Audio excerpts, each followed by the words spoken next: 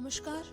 तो आज हम क्लास 3 इसका जो लेसन नंबर 2 है जिसका नाम है स्माइल विद अ ब्लेसिंग, ये हम आज पढ़ेंगे। स्माइल का मतलब होता है मुस्कुराना, विद यानी साथ में, और ब्लेसिंग का मतलब होता है आशीर्वाद। तो जो लेसन है उसका जो नाम है उसका अगर हिंदी में हम ट्रांसलेशन करें तो होता है आशीर्वाद के साथ मुस्कुराओ। तो ऐसा इस लेसन का नाम क्यों है वो अगर हम लेसन आगे पढ़ेंगे तो हम अच्छे से जान पाएंगे। तो आपको ये जो वीडियो है ये पूरा लास्ट तक देखना है ताकि आप समझ पाओ कि लेसन 2 के अंदर क्या क्या आया है, क्योंकि अगर आप पार्ट अच्छे से पढ़ोगे तो जो एक्टिविटीज हैं उनको सॉल्व करने में आपको कोई मुश्किल नहीं होगी। तो चलो हम लेसन नंबर 2 स्टार्ट करते हैं।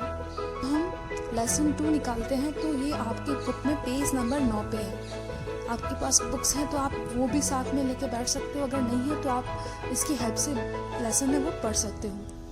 तो पार्ट का नाम है स्माइल विद अ ब्लेसिंग। अब डिस्कस जो कि हमने हर लेसन में करना होता है, ये आपके हर लेसन में होगा। तो पहला है इसमें What do you see in this picture? What do you see? सी यानी देखना होता है, SEE यानी देखना, What यानी क्या। तो इस पिक्चर में आप क्या देख रहे हो? तो आप अगर सामने होते तो आपका आंसर होता कि एक जो बच्चा है वो किसी गड्ढे के अंदर है और कोई अंकल है वो उसकी हेल्प कर रहे हैं, उसे शायद बचा रहे हैं। इस सेकंड नंबर पे लिखा हुआ है who is helping the boy, helping यानी मदद कर रहा। कौन है? हु यानी कौन है जो बच्चे की मदद कर रहा है। तो ये कोई अंकल है जो उस बच्चे की हेल्प कर रहे हैं। उसके बाद सबसे लास्ट वाला क्वेश्चन है have you ever helped someone, tell us about the event. यानी कि हैव यू एवर हेल्प्ड, क्या कभी आपने किसी की हेल्प की है, और यदि की है तो आप उस इवेंट के बारे में यानी उस घटना के बारे में हमें बताएं। तो अगर हम क्लास में होते तो शायद हमारी बातचीत जरूर होती। तो अब ये अगर आपके आसपास आपसे कोई बड़े हैं तो आप उनके साथ में वो जो किस्सा है यानी आपने किसी की हेल्प की हो तो आप शेयर कर सकते हो। इसके बाद हम पार्ट पढ़ना शुरू करेंगे। तो शुरू करते हैं।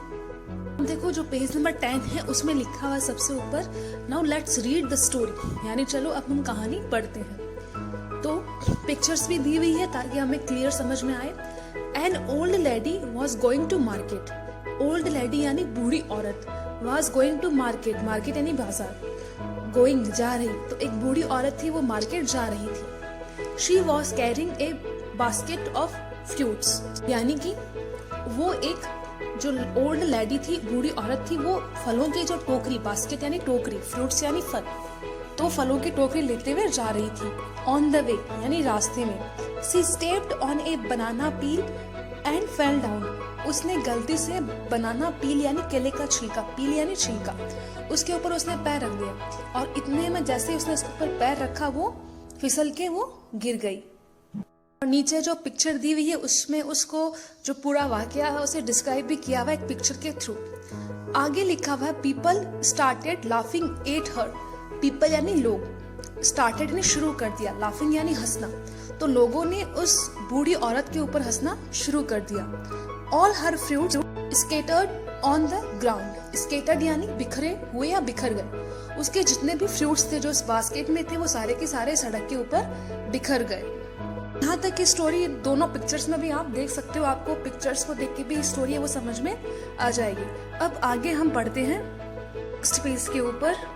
जो नेक्स्ट पेज है बुक में वो पेज नंबर है 11। उसके अंदर ये स्टोरी दी हुई, बहुत छोटी सी स्टोरी है लेकिन बहुत यूजफुल है, बहुत अच्छा मैसेज हमें देती है। तो आगे हम पढ़ेंगे Meena help the old lady to stay, यानी कि मीना ने उस ओल्ड लेडी की हेल्प की उसे खड़ा करने में, यानी बाकी जो लोग आसपास थे वो सारे उसके ऊपर हंस रहे थे लेकिन जो मीना नाम की गर्ल थी उसने हाथ आगे बढ़ाया, उस लेडी को खड़ा किया। She picked up all the fruits, Meena ने उसके सारे फ्रूट्स थे जो सड़क के ऊपर पड़े हुए थे वो सारे पिक अप यानी उठाना, पिक अप सारे फल उसने उठाए and put them into the basket, और उन सभी को एक बास्केट के अंदर रख दिया। PUT पुट यानी रखना, देम यानी उन्हें, ये यहाँ पे फ्रूट्स के लिए आया है, इनटू द बास्केट, और उसने सभी उन फ्रूट्स को इस बास्केट के अंदर रख दिए।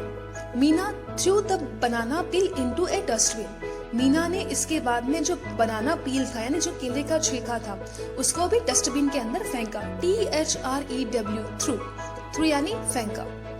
सबसे लास्ट लाइन है, oh thank you so much, may God bless you, said the old lady। और जो ओल्ड लेडी थी उसने मीना को थैंक यू बोला और उसे गॉड ब्लेस यू और उसे आशीर्वाद दिया। तो एक स्टोरी है जो हमें सिखाती है कि हमें कभी भी किसी का मजाक नहीं बनाना चाहिए। पहली बात तो क्योंकि जो एक्सीडेंट्स होते हैं वो किसी के साथ भी हो सकते हैं, आप भी गिर सकते हो, मैं भी गिर सकती हूँ। तो उस सिचुएशन में हमें किसी का मजाक नहीं बनाना चाहिए, इवन हमें उसकी हेल्प करनी चाहिए जैसे मीना ने उस लेडी की हेल्प की।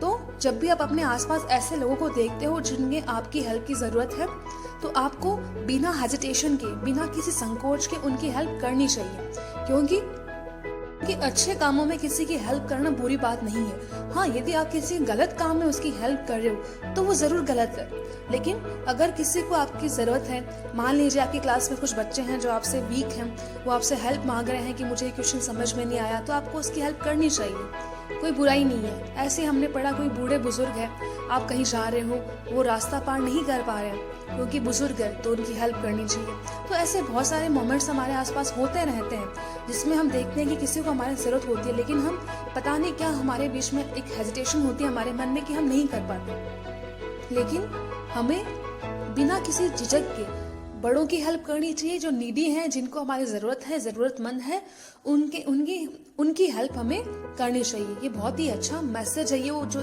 4-5 लाइनों की, ज़्यादा से 10 लाइन भी नहीं है इस लेसन के अंदर, लेकिन एक बहुत अच्छा मैसेज हमें देती है जो हमारे लाइफ के लिए बहुत यूजफुल है। तो आज आपको खाली इस पार्ट की जो स्पेलिंग है जो इस वीडियो के साथ में आपको मिल रही है वो ही करनी है। आगे की जो एक्टिविटीज़ है वो हम आगे के वीडियो में करेंगे।